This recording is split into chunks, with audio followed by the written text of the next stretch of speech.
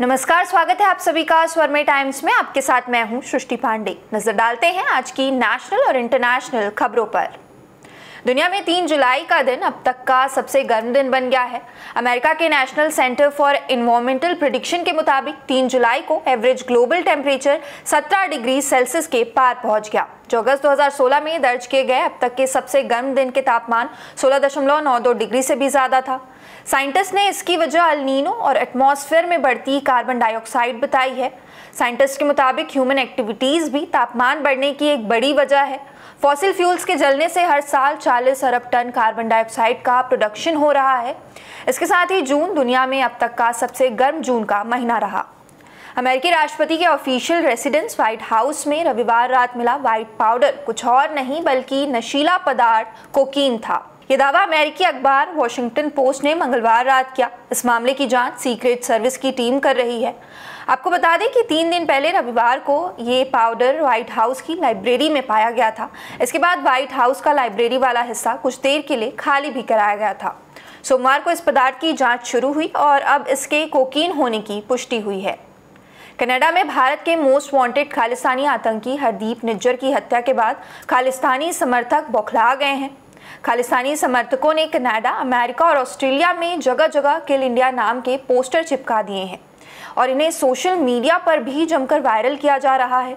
इस पोस्टर में जहां 8 जुलाई को फ्रीडम रैली की जानकारी दी गई है, वहीं निज्जर की हत्या के लिए दूतावास अधिकारियों को जिम्मेदार भी बताया गया है। पोस्टर पर 8 जुलाई को तीनों देशों में निकाली जाने वाली फ्रीडम रैली का समय और स्थान भी बताया गया है।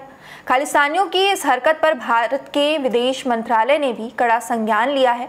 विदेश मंत्री डॉक्टर एस जयशंकर ने तीनों देशों की सरकारों से कहा है कि वे अपने अपने यहाँ खालिस्तानी समर्थकों को जगह ना दें, इससे उनके भारत के साथ रिश्तों पर भी प्रभाव पड़ सकता है। महाराष्ट्र में पवार बनाम पवार की लड़ाई रोमांचक हो गई है। बुधवार को एनसीपी प्रमुख शरद पवार और नेता अजीत पवार ने अपने अपने समर्थक विधायकों सांसदों की बैठक बुलाई है। शरद गुट की बैठक दोपहर 3 बजे दक्षिण मुंबई के यशवंतराव चौहान सेंटर में होगी, जबकि अजीत गुट की बैठक कुछ देर के बाद बांद्रा के भुजबल नॉलेज सिटी में होगी। कुल 53 विधायकों में से जिस गुट में जितने ज्यादा विधायक, वही असली एनसीपी होने का संवैधानिक दावा कर सकेगा। सूत्रों की माने तो शरद और अजीत गुट की बैठकों में आने वालों से एफिडेविट लाने को भी कहा गया है और इसके लिए एक व्हीप भी जारी किया गया है। इस बीच अजीत गुट ने अपने साथ 42 विधायकों के समर्थन की बात कही है। नागालैंड के कोहिमा दीमापुर हाईवे पर मंगलवार शाम लैंडस्लाइड की घटना हुई। हाईवे के एक तरफ खड़े ऊंचे पहाड़ों में बड़े पत्थर गिरना शुरू हुए, जिसमें से 2 पत्थरों ने हाईवे पर खड़ी 3 कारों को कुचल दिया। पत्थर इतनी स्पीड में गिरे हैं कि कारें पूरी तरह से तहस नहस हो गई है। दीमापुर के चूमो के दीमा में हुए इस हादसे में 2 लोगों की मौत हो गई, जबकि 3 लोग गंभीर रूप से घायल हुए। पत्थरों ने जिन कारों को कुचला, ठीक उनके पीछे खड़ी कार के डैशबोर्ड कैमरा में ये पूरी घटना कैद हो गई। वीडियो में देखा जा सकता है कि सिर्फ 3 सेकंड के अंदर एक के बाद एक करके 2 बड़े पत्थर तीनों कारों पर आकर गिरे। वेस्ट बंगाल में होने वाले पंचायत चुनाव में सिर्फ 4 ही दिन बचे हैं। इस बीच मंगलवार को साउथ परगना में टीएमसी और आईएसएफ कार्यकर्ता भिड़ गए। दोनों तरफ से बमबाजी हुई। 17 साल के एक टीएमसी कार्यकर्ता की मौत भी हो गई। इससे पहले 3 जुलाई को साउथ परगना में ही बसंती इलाके में टीएमसी कार्यकर्ता की गोली मारकर हत्या कर दी गई थी। इसी दिन परगना में ही क्रूड बम विस्फोट में एक व्यक्ति की मौत की खबर भी सामने आई थी। पंचायत चुनाव के लिए नामांकन शुरू होने के बाद यानी 9 जून के बाद अब तक हिंसक घटनाओं में 11 लोग मारे गए हैं। 2 जून को उड़ीसा के बालासोर में 3 ट्रेनों की टक्कर हुई थी। 2 दशक के सबसे बड़े हादसे में 293 लोगों की मौत हो गई और 1000 से ज्यादा लोग घायल भी हुए थे। हादसे की जांच सीबीआई कर रही है।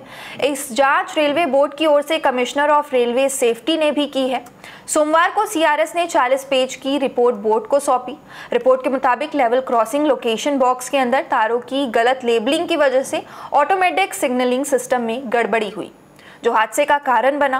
क्रॉसिंग लोकेशन बॉक्स के तारों की गलत लेबलिंग के बाद से सालों तक मालूम ही नहीं चला कि मेंटेनेंस के दौरान भी इसमें गड़बड़ी हुई है।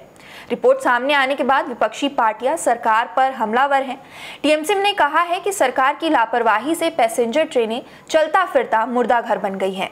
इजराइल और फिलिस्तीन के बीच जेनिन सिटी में 2 दिन में जारी तनाव के बाद मंगलवार को इजरायली सेना ने वेस्ट बैंक से पीछे हटना शुरू कर दिया है। सेना के 2 दिन के ऑपरेशन में करीब 12 फिलिस्तीनियों की मौत हो गई, वहीं 100 से ज्यादा घायल हुए हैं। इस रेड के दौरान एक इजरायली सैनिक की भी मौत हो गई। अल जजीरा ने बताया कि इजराइल के ऑपरेशन ने जेनिन में रिफ्यूजी कैंप को तबाह कर दिया। इलाके में मौजूद घर, सड़कों और कारों का मलबा हर जगह फैल गया है। इसके बाद मंगलवार देर रात गाजा पट्टी से इजरायली पर मिसाइल फायर की गई।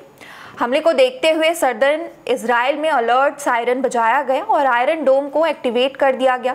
इजरायली मिलिट्री ने गाजा से आए 5 रॉकेट को मार गिराने की पुष्टि भी की है। इसके बाद सेना ने गाजा पट्टी और हमास के ठिकानों पर दोबारा एयर स्ट्राइक की।